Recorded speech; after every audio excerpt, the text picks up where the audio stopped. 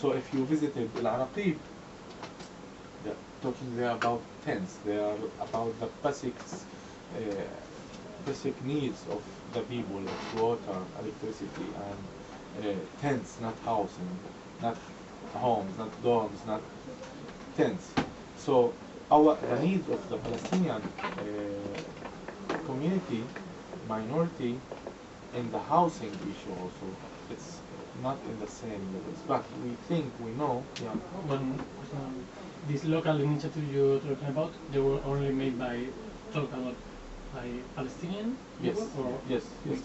But we, for example, in Jaffa, we had there tents which was mixed.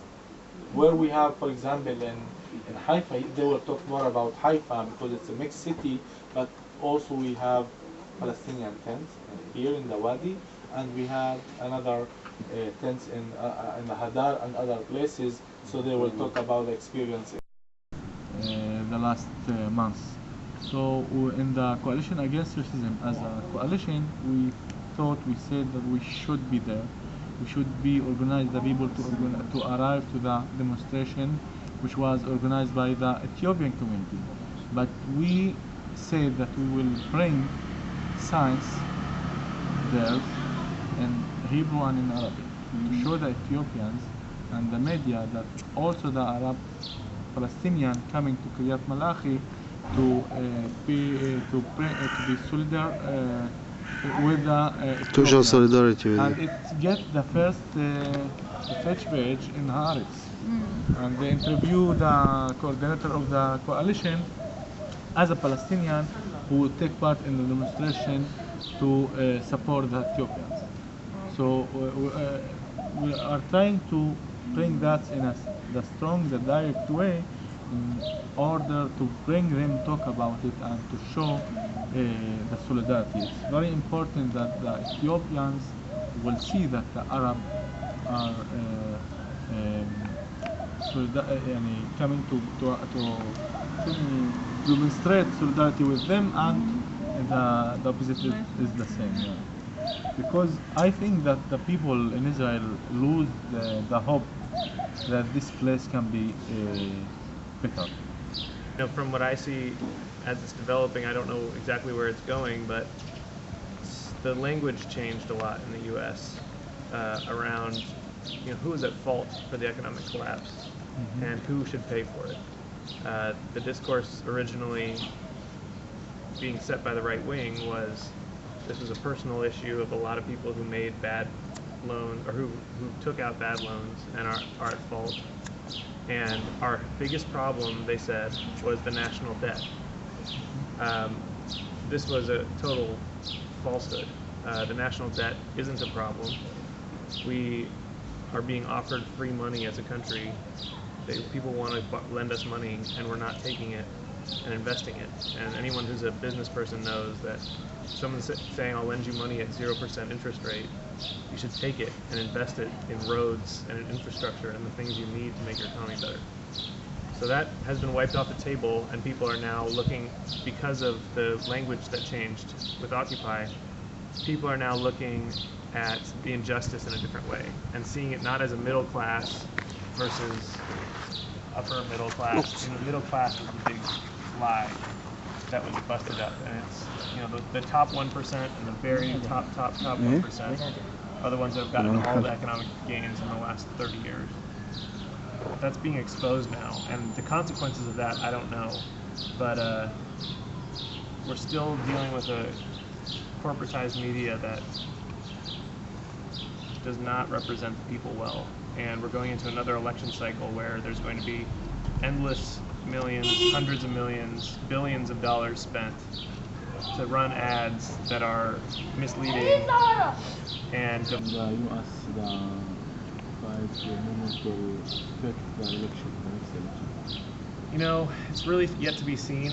You have a clash. So the Occupy movement, I think, gave a new language to people about how to look at the presidential election. You have a man who made hundreds of millions of dollars in capitalism at its core, taking companies, hollowing them out for profit, and he's running against the first president from the African American community who dealt with one of the worst economic downturns of all time and held strong in some places and I think failed in others.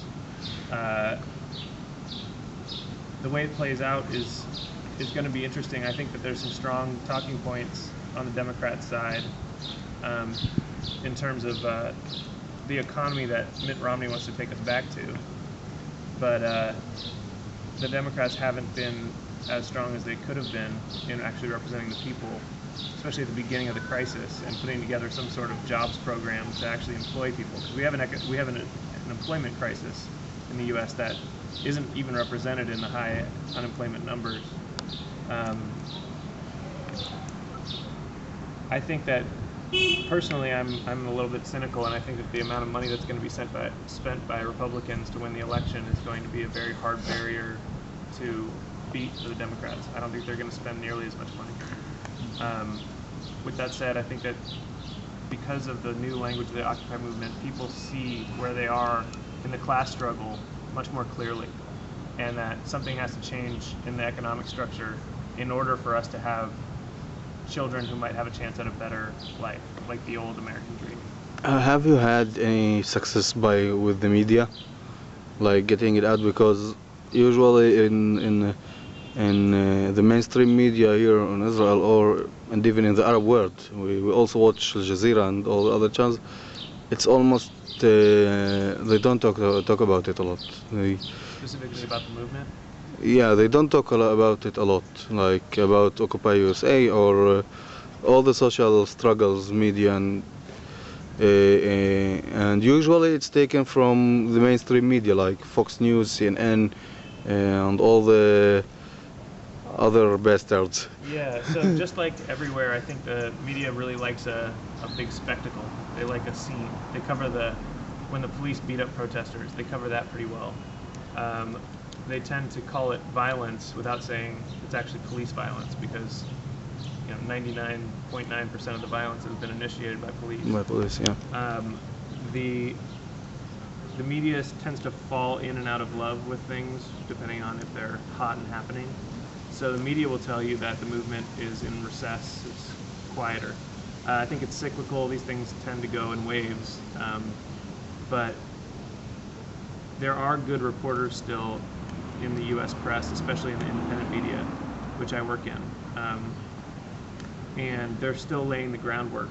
So when Occupy comes back in whatever form, maybe it's not even called Occupy, whatever it is, the movement against corruption and unfair, unjust capitalism, when it comes back, there will be more accurate reporting, even in the mainstream media, because I just think that the passion is there, that the idea they've been given the idea, the seed, so now they have to cover it in the future. I hope. Yeah, me too. Miguel, would you like to say something? Tell us about the M15. Huh? Tell us about the M15. What do you want to know? Where it stands now. Huh? Where it stands. Where it stands, yeah.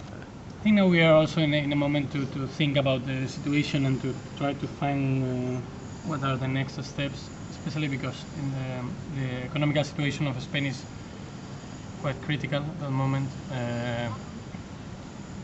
We have a serious problem. The unemployment is growing really fast, and the government is just cutting the social system and giving much more money to the banks, and the interest rate that other countries give us money is also growing. So we are now just at a serious moment.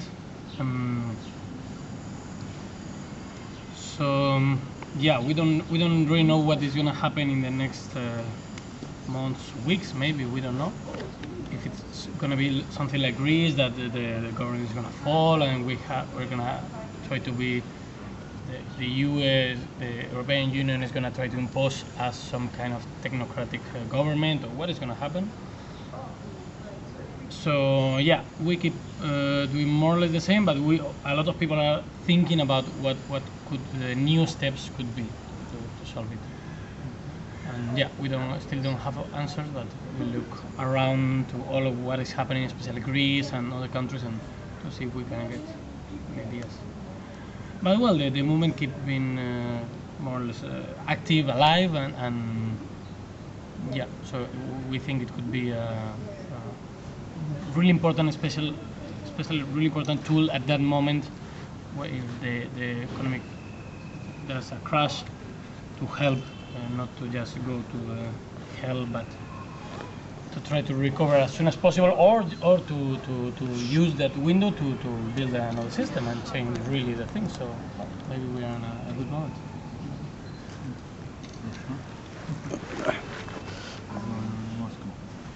Yeah. Just general, whatever. Yeah, in general. What is going on? What's going on? The main issue, the main goals of the protest in Russia?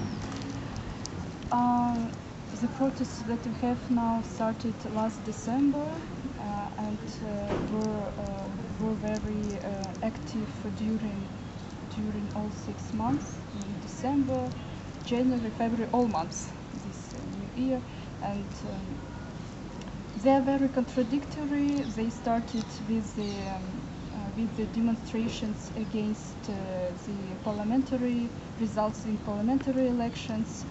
Then they exploded with the slogans "Russia without Putin" and so on.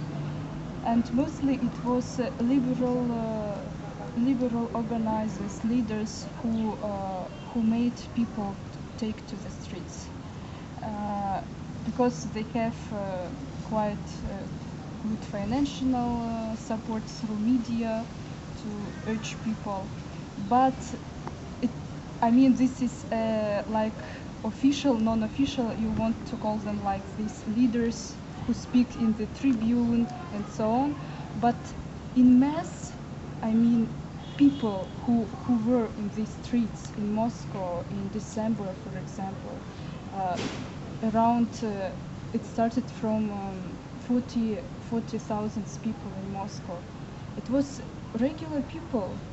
It was youth. It was high educated young people. It was intelligentsia and so on. And they didn't share these liberal right-wing stances. At the moment, our Russian liberal leaders want to use regular citizens for their own political gain. But these protest demonstrations, they developed, and at the moment they are very contradictory. We have liberal right-wing parts, left parts, the nationalist, then different kind of minorities, sexual minorities and so on. And at the moment, civic protest in Russia, it's in fact it has left background, because the demands to change political system to Russia without Putin, it is not enough. They can bring another Putin, and then we again will struggle. Everybody understands this social injustice, this financial crisis we faced. They brought a lot of problems with social inequality and so on. It is Moscow, maybe it will support liberal slogans, but all Russian regions that faced very high inequality, they are left. And so I think at least it will take a left turn. I don't know. I don't want to say it was be like a political left. Mm-hmm. Left is Social? alternative. I don't think to take power and so on. Yeah. This is my concerning Russia. So we can say that it's all around the world we're against the injustice and the crushing capitalism system, maybe. This is where we are a global movement. We are all of us fighting for the same.